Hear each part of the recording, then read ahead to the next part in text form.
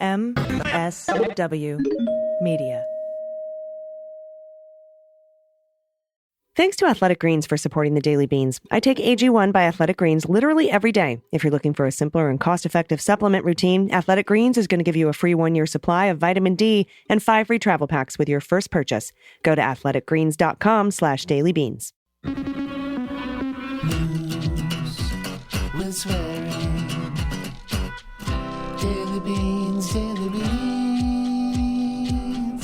Daily Beans, Daily Beans. Hello and welcome to the Daily Beans for Thursday, May 25th, 2023. Today, Trump lawyers have sent a letter to Merrick Garland asking for a meeting. DeSantis and Musk go down in flames on Twitter. The House ethics investigation into Rep. Swalwell ends with no wrongdoing found. Chief Justice John Roberts says the Supreme Court can police itself. The January 6th rioter who put his feet up on Pelosi's desk gets almost 5 years in prison. And the man who crashed into a barrier near the White House is being held without bail. I'm your host, Allison Gill. Hey, everybody, it's AG, and today's show goes out to Tina Turner. She taught me, and countless others probably, that women can stand on their own and how to get out of an abusive relationship. So, and I mean, her inimitable voice and presence, she's just a legend. So thank you, Tina Turner, for everything. Dana is out today. She'll be back tomorrow. And Elon's Twitter space. Remember yesterday I told you that it probably wasn't really news, but that DeSantis was going to announce his candidacy in a Twitter space? Well, it crashed horribly. It was embarrassing, like monumentally embarrassing, and really just symbolic of Ron DeSantis' entire campaign. Immediately, President Biden, Dark Brandon, threw some shade, tweeting out a link to donate to his campaign saying, this link works. So it was just absolutely a mess. And I think it was taken down and then put back up, and there was recording, and then there was some weird space keyboard music. It was just an utter embarrassment, though I'm not surprised. As a matter of fact, I think it crashed when it reached about 500,000 people. But, subsequent folks have tweeted out stuff like, hey, BuzzFeed exploding a watermelon had 800,000 viewers. So this is just an epic fail. Again, like I said, just totally emblematic of Ron DeSantis's candidacy. When they did finally start talking, it was really gross. They're complaining that, basically Trump is bad, but he wasn't bad enough. So I really honestly don't think that, with his negative charisma that we talked about earlier in the week, that he's going to go very far. But today's announcement was just a shit show. All right, we have a lot of news to get to. But before we hit the hot notes, I just want to thank my friend Harry Dunn, who gave a victim statement today in the pre-sentencing hearing for Stuart Rhodes and other Oath Keepers. Stuart Rhodes is expected to be sentenced tomorrow, which is today, as you're listening to this, on Thursday. He's been charged with seditious conspiracy, and the Department of Justice is seeking 25 years. So we'll see how that turns out. It's Judge Amit Mehta. He's a very fair judge, but he does tend to come in under the sentencing guideline recommendations. We'll see what happens. All right, everybody, we have a lot of news. Let's hit the hot notes. Hot notes. All right, first up from the Times. Lawyers for the former president sent a letter on Tuesday night requesting a meeting with Attorney General Merrick Garland related to the special counsel investigations into Trump's conduct. The letter cited no specifics, but asserted that Trump was being treated unfairly by the Justice Department through the investigations led by special counsel Jack Smith. Jack Smith is scrutinizing Trump's handling of classified material, January 6th, potential wire fraud with defunding donors for the whole Big Lie fundraising scheme. And now we know letters have been sent to get subpoenas have been sent to get information on his real estate transactions in 7 foreign countries. Let's see if I can remember them off the top of my head. Oman, Turkey, France, Kuwait, United Arab Emirates, China, and Saudi Arabia. And that was part of a subpoena that went out for information about the LIV golf tournament that the Saudis funded. So all kinds of investigations. Trump says he's being treated unfairly, or at least his lawyers say that in this letter. There are indications that Smith is approaching the final stage of the investigation where he could start making decisions about whether to seek indictments of Trump and others, in the documents case at least. The status of his other line of inquiry into Trump's effort to reverse his election loss, that is less clear. But it seems like that one's been winding down too. There's only 3 people left of the Ocha Nostra, the 8 people who were forced to testify over executive privilege by Chief Judge Beryl Howell and Judge Boasberg. And those 3 people are O'Brien and Johnny McEntee and, of course, Mark Meadows. And CNN put out a piece today on Mark Meadows. He's been radio silent, although he has been meeting with Republicans. He still wants to be relevant. He is helping McCarthy with his manufactured debt ceiling crisis and is advising Republicans in the House on the weaponization committee. But his lawyer, Terwilliger, who's probably the best lawyer of anybody that anyone has in Trumpville, in the beyond Blunderdome, that lawyer, he's a good lawyer. So we'll see. If I personally am Terwilliger, I am demanding immunity. I'm demanding immunity in both the D.C. Department of Justice investigation and the Fani Willis investigation. That's what I would be looking for, some immunity to make a deal. We don't know if he's cooperating, but if he's not, Garland has all the goods on him. Maybe he's a target. And here's the interesting thing. We know Fani Willis isn't going to announce her charging decisions until the first couple of weeks of August, but that could give us a hint as to whether or not Meadows is cooperating with her and or the feds. Because if she indicts him, it seems like he's probably not cooperating with either. But if she doesn't, maybe he is. I don't know that she'll go first in January 6th indictments or if the DOJ will indict for January 6th before she announces her charging decisions. But we'll see. Now, back to this story, quote, unlike President Biden, his son Hunter, and the Biden family, President Trump is being treated unfairly. That's what's in the letter. That's from Trusty and Rowley, the only 2 lawyers left who aren't fact witnesses or haven't had to leave the case because, they're actually potential maybe targets. So it's just Trusty and Rowley now. They requested a meeting to discuss the ongoing injustice by Mr. Smith's team. The letter was reported earlier by ABC News. A spokesman for Smith declined to comment. The letter's tone is different from the approach taken by Trump shortly after the FBI executed the search warrant at Mar-a-Lago in August, and they recovered documents that Trump failed to turn over pursuant to a subpoena. Now, at the time, Trump, through an intermediary, sent a message to the Justice Department that the search inflamed the country and asked how he could help lower the temperature. To me, sounded like a little more of a threat, but, I don't know. New York Times is characterizing it a little differently. Under Justice Department regulations, Garland would play only a limited role in whether Smith decides to bring charges. An attorney general can overrule a special counsel in very specific circumstances, like if Garland were to determine that Jack Smith's actions would be so inappropriate or unwarranted under established departmental practices that should not be pursued. Garland must also disclose that, any decisions to override Smith to Congress and explain the intervention. That's part of the special counsel regulations. In other words, Smith would not simply be making a recommendation that Garland has broad discretion to reject, unless seeking an indictment would violate Justice Department rules or norms. Any decision about whether to proceed is Mr. Smith's to make. And I agree with that disposition here in the Times. Smith's team is still hearing from witnesses in both cases, according to multiple people familiar. All those signs point to the documents investigation nearing its endpoint. Some of Trump's advisors have privately predicted that he will be indicted. And they're trying to fundraise off of it. They're trying to game out how to fundraise off of it. And they've grown angry at the number of people who have been subpoenaed, from low-level workers and maids and staff at Mar-a-Lago to former government officials. It's highly unlikely that Garland would agree to meet with Trump's lawyers. And that's according to one of his former aides. This former aide said Merrick Garland will not meet with Trusty or any other Trump lawyers. This is Anthony Coley, by the way, Garland's former spokesman. Quote, Jack Smith is running this investigation, not Merrick Garland.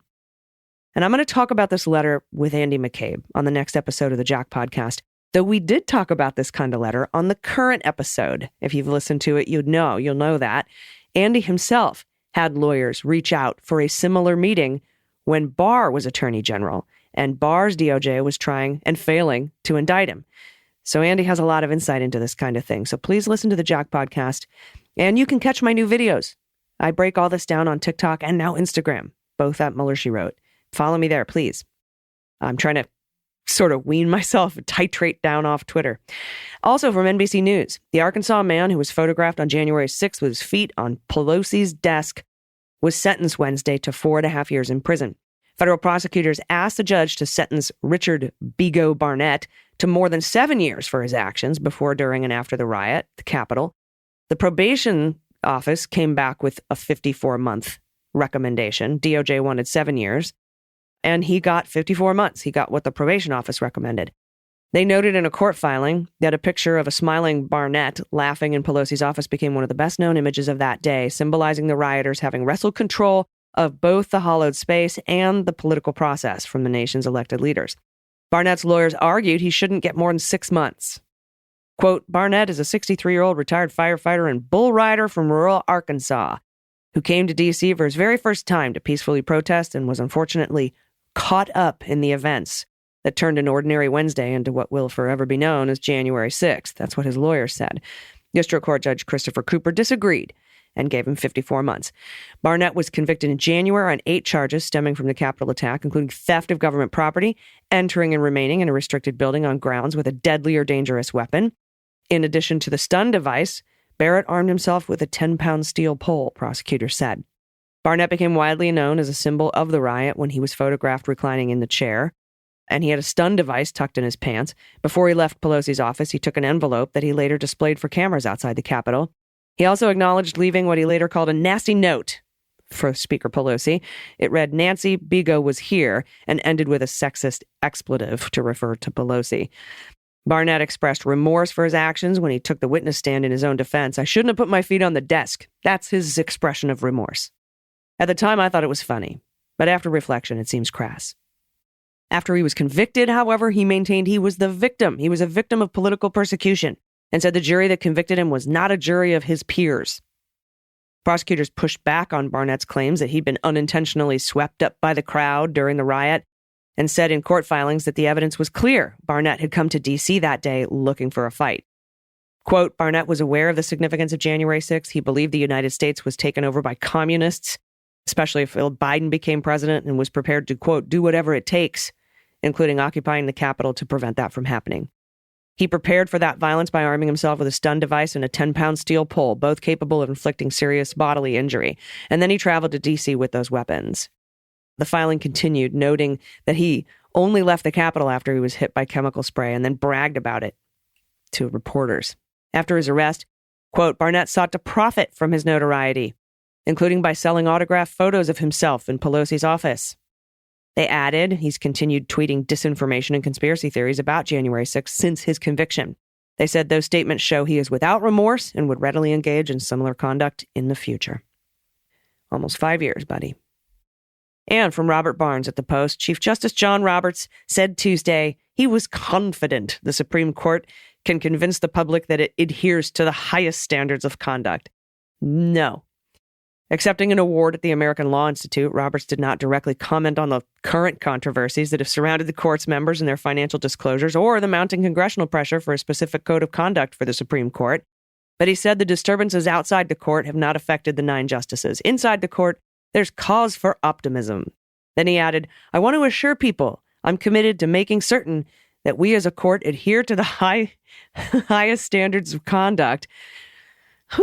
We are continuing to look at the things we can do to give practical effect to that commitment, and I'm confident that there are ways to do that consistent with our status as an independent branch of government and the Constitution's separation of powers. It's like he thinks that because there's separation of powers that there's no checks and balances. That's just not correct. While Roberts and his colleagues have said they voluntarily abide by many of the guidelines for lower court justices, laughable, Senate Democrats have criticized the court for not enacting a code of conduct specific to their court. Roberts recently turned down an invitation to appear before the Senate Judiciary Committee, saying it would not be appropriate. The committee itself appears torn about whether Congress can mandate an ethics code. Roberts' remarks seem intended to convey to lawmakers that the justices are working on it, but don't want or need an intervention from political branches. You know what? Wyden, Durbin, it's time to subpoena them. Feinstein's back. Subpoena these mofos. And from Mariana Alfaro at the Washington Post, the House Ethics Committee closed its investigation into allegations that Rep. Eric Swalwell has ties to a Chinese intelligence operative. In a letter sent to Swalls on Monday, the congressman released on his website The committee wrote that it will take no further action in the investigation into allegations raised in a complaint that you may have violated House rules, laws, or other standards of conduct in connection with your interactions with Ms. Christine Fang. That's what the letter said. And this is an investigation that began in April of 2021. Quote, the committee has previously reviewed allegations of improper influence by foreign agents, and in doing so, cautioned that members should be conscious of the possibility that foreign governments may attempt to secure improper influence through gifts and other interactions. That's what the committee wrote to Swalwell, as we know, former presidential hopeful who served in the House since 2013. Quote, we encourage you to contact the Office of House Security for any guidance on steps you can take, et cetera, et cetera. In December 2020, Axios reported that Fang, a suspected Chinese spy, had been trying to get close to Swalwell, or at least to California politicians whom the Chinese government deemed up and coming. One of those politicians was Swalwell, who was photographed with the woman and other California politicians and former members of Congress at various political functions. Axios also reported that Fang had participated in fundraising events for Swalwell's 2014 congressional campaign and that she suggested his office hire an intern, which it did. Per Axios, U.S. officials don't think Fang got classified information as she cozied up to politicians, including Swalwell, and he was not accused of any wrongdoing. After U.S. intelligence officials briefed him in 2015 on their concerns, he cut ties with her. Swalwell said in a statement to Axios that he provided all the information to the FBI about her, he hasn't interacted with her in 6 years, and Fang has since left the country. While Swalwell has maintained that he was not accused of wrongdoing, Republicans weaponized the allegation against him, most recently in January when Kevin McCarthy cited the alleged link to Fang when blocking Swalwell from serving on the House Intelligence Committee. Swalwell, who served as an impeachment manager in Trump's second impeachment, noted that despite the FBI repeatedly clearing him of wrongdoing, an unnamed House Republican still filed a complaint against him, a move he described as an attempt to level false smears to silence him. Quote, it's time to move on, he says. The bipartisan House Ethics Committee has had this case for over 2 years. They had the power of subpoena. They received answers from me in response to requests for info. Today, they're closing this matter and did not make any finding of wrongdoing. And from CNN, the man accused of crashing a U-Haul truck into a security barrier near the White House Monday night praised Adolf Hitler to investigators after his arrest and said he aimed to kill the president if necessary to overthrow the government and install himself in power. His name is Kandula. He's 19. He's from Chesterfield, Missouri. He's in custody. He's been charged in federal court with one count of depredation of property of the United States in excess of $1,000. U.S. Park Police originally arrested him on several charges, including threatening to kill or harm a president, vice president, or family member. It's possible that prosecutors add additional charges as the case progresses. Kandula, in handcuffs and wearing a T-shirt and shorts, appeared in D.C. Superior Court Tuesday afternoon. That's according to U.S. Park Police, and was held in custody without bail. He has not yet entered a formal plea in federal court, where his case is expected to continue with an initial appearance on the single charge Wednesday, and a lawyer for him in the case has not yet been named publicly. The Secret Service said no agency or White House personnel were harmed.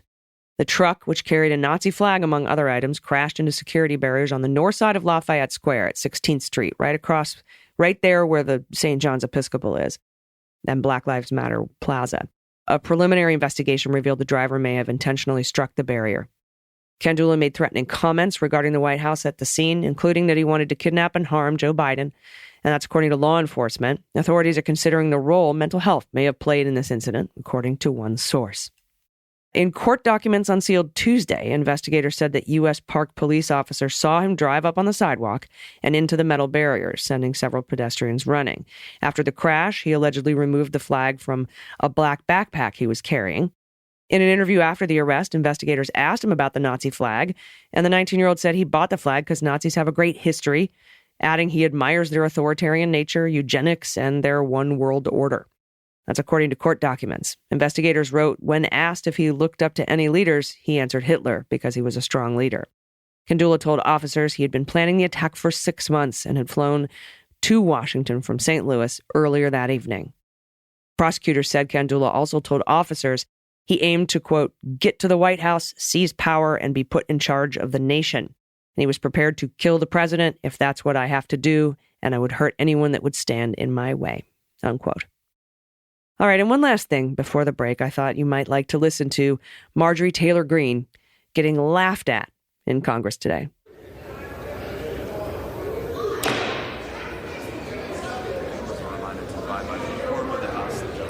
The members are reminded to abide by decorum of the House.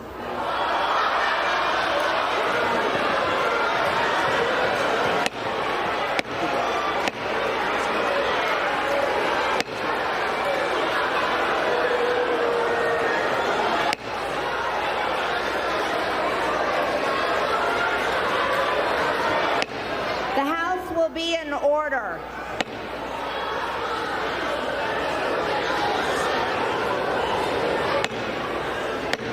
The House will be in order. After these messages, we'll be right back. Hey, everybody. As you know, I take AG1 by Athletic Greens literally every day. I started taking Athletic Greens because I was looking for better gut health, some immune system support, and I take AG1 first thing in the morning before I even get dressed. One delicious scoop in a cup of water. Easy habit to pick up, and it replaces my cabinet full of very expensive supplements. And we want to thank Athletic Greens for their support. Right now, they're offering you a free 1-year supply of immune-supporting vitamin D plus 5 free travel packs with your first purchase when you go to athleticgreens.com/dailybeans. I've taken my share of supplements, and AG1 is the best thing out there by a mile. The ingredients are top shelf. It tastes delicious.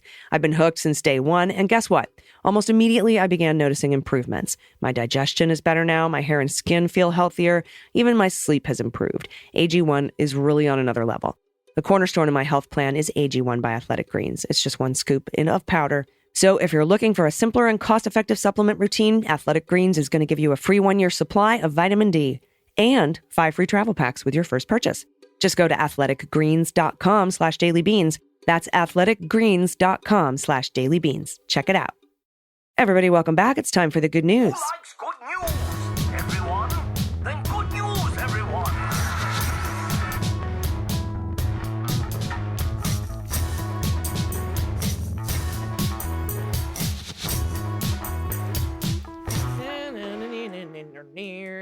Good news, good news. And if you have any good news, confessions, corrections, if you want to give a shout out to a loved one, an adoptable pet in your area, if you don't have pod pet tax to pay, you want to send me a frog orgy, you want to send some baby pictures for Dana, you want to shout out a local business or your business. I know I have a lot of creators and makers that listen to this show.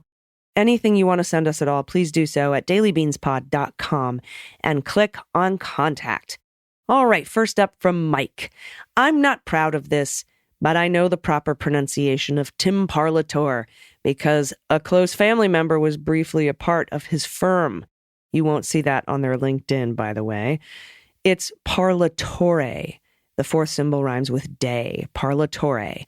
Thanks. Love the show. Thanks, Mike. I appreciate that. Maybe I'll just call him Tim. All right, from Lola Gale. Lola. Pronouns she and her. Hello, beautiful ladies of the legume. I just wanted to hiccup. Give you a slight correction on Dade Phelan in Texas. His name is pronounced hiccup Phelan. I shit you not. Anywho, love, love, love to you all. You are the cream in my coffee and the schmear on my bagel. For Pod Pet Tax, I present to you Gray Skull staring off into space, probably thinking about slow justice or maybe treats. I wanted Gray Skull from the minute he was born, and you wouldn't give him to me, Lola Gale. This beautiful baby, though. Oh, so much love. Oh, and send love to all the babies, by the way. Next up, Anonymous, pronouns she and her. The 505 is up to good trouble. From Whiskey Tango Foxtrot America on Twitter. Well, this is outstanding. There's an outstanding couple in Albuquerque has been at it again. And you could see an overpass over a freeway in Albuquerque that says MAGA debt bill cheats vets. Yes, good trouble in the 505. Thank you, Anonymous. Next up from Kristen P., pronouns she and her. Hello, Beans Queens and fans of cats named Bruce. I live in rural Tennessee outside of Nashville, and I volunteer at a small shelter nearby. Cheatham County Animal Control, or CCAC, and its volunteer program helped heal my heart after my brother was killed by gun violence 3 years ago. Each year, I've become more involved with this underfunded and under-resourced shelter. Last year, I fostered 63 kittens, but really, yikes. I have such love in my heart for everyone there. I write to you about Bruce Lee, a giant orange love bug. He might look like a fighter, but Bruce is all love. He is a staff and volunteer favorite who vocally expresses his wishes to be picked up and cuddled. Unfortunately, Bruce has been passed up for adoption time and again because he is FIV positive. While FIV positive cats can live long and happy lives, many adopters, especially with other cats, get nervous. Bruce would be a great single cat, a companion cat in a home with other FIV plus animals, or as a brother to non-FIV plus cats that don't engage in rough play.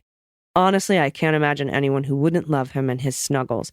Please consider spreading the word about Mr. Bruce so he can have a happy life, the one he deserves. Visit at Cheatham, Cheatham County Animal, at Cheatham County Animal on Instagram for more info about Bruce Lee. I love him. Look at that lion cut tail. What a sweet baby. He definitely has a man-cat face. And he's a lover and a cuddler. So if you're in Cheatham County or near Nashville, please check out Cheatham County Animal on Instagram for info on how to adopt Bruce Lee. Thank you, Kristen, and thank you so much for your story. Next up from Malik. Hi, Allison and Dana. I'd like to first say the Daily Beans is like a shot of dopamine straight to the brain. You two break down a week's worth of doom scrolling in short, concise 27-minute takes, then wrap it with a laughter bow tie. Totally love taking that time in the morning to put on my headphones and block out the rest of the BS circulating in this insane world. Thank you so much, Malik. I wanted to share a favorite quote. There's nothing more obnoxious than a stupid person with confidence. For Donald, here's a slightly altered line from the movie Snatch. Do you know what the word nemesis means? A righteous infliction of retribution manifested by an appropriate agent, personified in this case by a horrible cunt called democracy. For reference, we'll put a YouTube link in the notes. Please enjoy a picture of my two Shih Tzus, Cookie, black and white, and Rafik, blonde and white. Cookie is knocked up, and Rafik is her baby daddy, the BD. Wish me luck with the new litter soon. My baby girl might be pregnant. Oh, here's her baby daddy. Look, they're so cute. Oh, these puppies are going to be adorable. The side eye on the lady is fantastic. All right, next up from Adrienne, pronoun she and her. Hello, friends. I want to make sure you saw the amazing news from my home, Minnesota. They had a very productive and legislative session, including statewide paid family and medical leave, free school lunches for all students, protections for Uber and Lyft drivers, codified the right for abortion care, and more. Check out at WHSTANCIL on Twitter for a comprehensive list. I'm so proud of what our blue state has done. I feel like I cast a vote and something got accomplished. For Pod Tax, my 12-year-old and I foster kittens through Twin Cities Pet Rescue. I thought you'd like to see a picture. Our newest guy is Louis, or Louie, and he's a character. Thanks for such fun, informative news each day. I love all the details you include. Also, shout out to the Saturday morning cartoon clip. If you know, you know. After these messages. Look at the baby kitty. Oh, little foster baby. Twin Cities Pet Rescue, everybody. And thank you. Thank you for that. And that's such good news, Adrienne. Appreciate it. Next up from Anon, the light brighter.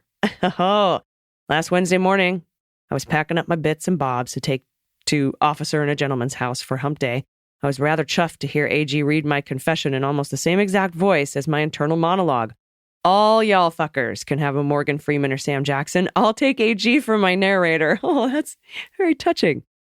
Then what listeners popped in with. Light brighting and Pegamaga are brill, and the website is chef's kiss. Might I suggest, when it isn't cis-hetero action, we might call it rainbow brighting. I guess we're kind of a tag teaming rainbow brighting and light brighting our third, my husband and I. Additionally, if one GROPER has an issue with premature ejaculation, this clip of Vice President Harris repeatedly stating "do not come" can be used. I hope all of the Leguminati have a fabulous week. My mom was able to get away from the hellscape of Tennessee to visit us. We went to Detroit on the Susquehanna, i.e. Harrisburg, to see our oldest play in the Youth Symphony, and the Hubs made a bougie version of the Waffle House bacon and egg and cheese sandwich for dinner. Unfortunately, no happy Monday or hump day this week, as Officer and a Gentleman has meetings in D.C. all week, but next week, it is on. Someone ordered himself a Bluetooth cock cage, and things are going to get interesting. Oh, these submissions. Rainbow brighting, light brighting, and now the cage. But the photo is of a sandwich, so I appreciate that as well. Thank you for that. Anyway, appreciate all of your submissions. Like I said, Dana will be back tomorrow. Please, please, please, if you're on TikTok, follow me on TikTok. If you're not, follow me on Instagram. Mueller, She Wrote. I'm putting videos up now. They're real short videos, just real quick explainers of like what I think are top stories of the day. It would help me out a bunch if you would just go follow TikTok, Instagram, Mueller, She Wrote. And then, of course, Twitter. You know, I'm over there all the time. So anyway, thanks very much. And I appreciate all of your submissions. If you have anything you want to send in, you can do it at dailybeanspod.com and click on contact. Dana will be back tomorrow. I miss her already. Until then, please take care of yourselves, take care of each other, take care of the planet, take care of your mental health. Vote blue over Q and bring someone with you. I've been AG, and them's the beans. The Daily Beans is written and executive produced by Allison Gill with additional research and reporting by Dana Goldberg. Sound design and editing is by Desiree McFarlane, with art and web design by Joelle Reeder with Moxie Design Studios. Music for The Daily Beans is written and performed by They Might Be Giants, and the show is a proud member of the MSW Media Network, a collection of creator-owned podcasts dedicated to news, politics, and justice. For more information, please visit mswmedia.com. MSW Media. Hi, I'm Harry Littman, host of Talking Feds, a roundtable that brings together prominent figures from government law and journalism for a dynamic discussion of the most important topics of the day. Each Monday, I'm joined by a slate of Feds favorites and new voices to break down the headlines and give the insider's view of what's going on in Washington and beyond. Plus sidebars explaining important legal concepts read by your favorite celebrities. Find Talking Feds wherever you get your podcasts. Hi, I'm Moji Alawodeyal from the Feminist Buzzkills Live Pod, the only podcast that helps you navigate the news in this post-pro anti-abortion hellscape. Each week, with co-hosts Marie Kahn and Liz Winstead, we dissect all the news from that sketchy intersection of abortion and misogyny with providers and activists working on the ground. The cherry on top is we have amazing comedy guests who help us laugh through the rage. Feminist Buzzkills Live drops Fridays wherever you pod. Listen and subscribe, because when BS is poppin', we pop off.